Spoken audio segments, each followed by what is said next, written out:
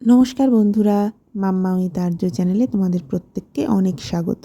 এখন বাজারে প্রচুর পালং শাক পাওয়া যাচ্ছে, আর এই পালং শাক দিয়েই আজকে একটা নতুন ধরনের রেসিপি শেয়ার করছি। প্রথমে আমি 200 গ্রাম পালং শাক নিয়েছি, শাকের সাথে যে কচি ডাঁটাগুলো সেগুলোও নিয়েছি। হাফ কাপ জল দিয়ে 5 থেকে 7 মিনিটের জন্য এটাকে ভাপিয়ে নিলাম। এবার ঠান্ডা হলে মিক্সিতে কাঁচা লঙ্কা দিয়ে পেস্ট বানিয়ে নিচ্ছি। পালং শাক ভাপানোর পরে যে অতিরিক্ত জলটা ছিল সেটা কিন্তু আমি ফেলিনি, গ্রেভি তৈরির সময় সেটাকে কাজে লাগিয়ে দেবো। এবার ওই পালং শাকের পেস্টটা একটা বাটিতে রেখে এর মধ্যে আমি দিয়ে দিলাম স্বাদ মতো নুন, 1 টেবিল স্পুন জোয়ান হাতে একটু ক্রাশ করে নিলাম, আর দিয়ে দিলাম চাট মশলা, আর দিয়ে দেবো বেসন। এখানে বেসন নিয়েছি আমি চায়ের কাপের 1 কাপ। এবার সবটা খুব ভালোভাবে মিশিয়ে নিতে হবে। পালং শাক আর বেসনের বেশ একটা ঘন ব্যাটার তৈরি হবে। পালং শাকে প্রচুর পুষ্টিগুণ রয়েছে, তাই আমি চেষ্টা করেছি এই রেসিপিটা যতটা সম্ভব হেলদি রাখার। এবার একটা টিফিন বক্সের মধ্যে 1 টিস্পুন রিফাইন্ড অয়েল আমি খুব ভালোভাবে চারপাশে মাখিয়ে নিচ্ছি। এরপর পালং শাক আর বেসনের যে ব্যাটারটা তৈরি করেছিলাম আস্তে আস্তে টিফিন বক্সের মধ্যে এবার সেটা দিয়ে দেবো।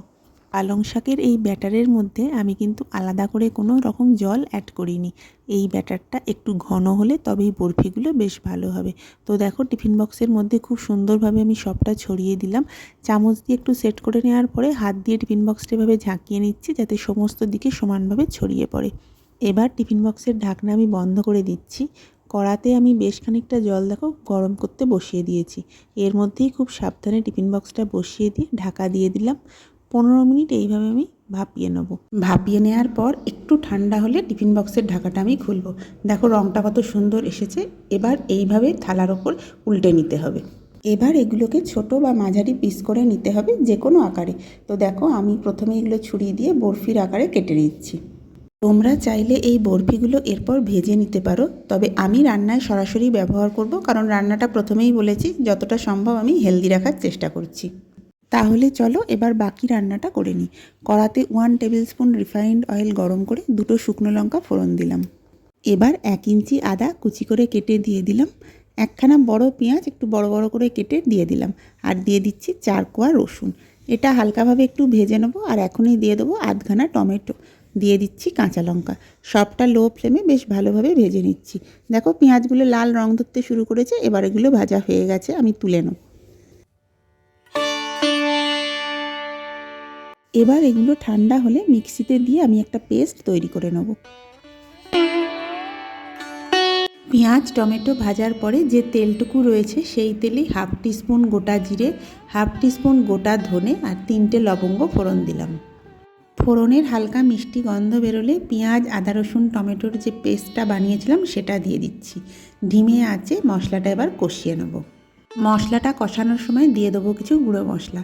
1/2 টিস্পুন হলুদ গুঁড়ো, 1/2 টিস্পুন ধনে গুঁড়ো আর 1/2 টিস্পুন জিরে গুঁড়ো। সবটা এবার খুব ভালোভাবে মিশিয়ে নিচ্ছি। গ্যাসের ফ্লেম একদম লো রেখে মশলাটা খুব ভালো করে কষিয়ে নেব। এবার মিনিট 2-এর জন্য চাপা দিয়ে রাখছি। 2 মিনিট পর ঢাকাটা খুললাম। লক্ষ্য করে দেখো মশলাটা অনেকখানি মজে এসেছে। খুব ভালোভাবে আবারও মিশিয়ে দেবো। এই সময় কিন্তু গ্যাসের ফ্লেম একদম লো রেখো।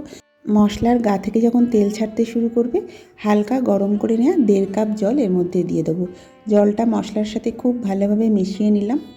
মিক্সির জারে যেটুকু মশলা লেগেছিল সেটাও জল দিয়ে ধুয়ে এর মধ্যে দিয়ে দিলাম। এবার চাপা দিয়ে এটা 5 মিনিটের জন্য রাখবো।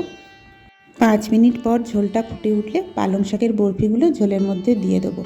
ঝোলের সাথে বরফিগুলো খুব ভালোভাবে মিশিয়ে দেওয়ার পরে 5 মিনিটের জন্য আবারও চাপা দিয়ে রাখবো। মিনিট 5 পরে আমি ঢাকাটা খুলছি। পালং শাকের বরফিগুলো দেখো গ্রেভির সাথে বেশ ভালোভাবে মিশে গেছে, গ্রেভিটাও ফুটে উঠেছে।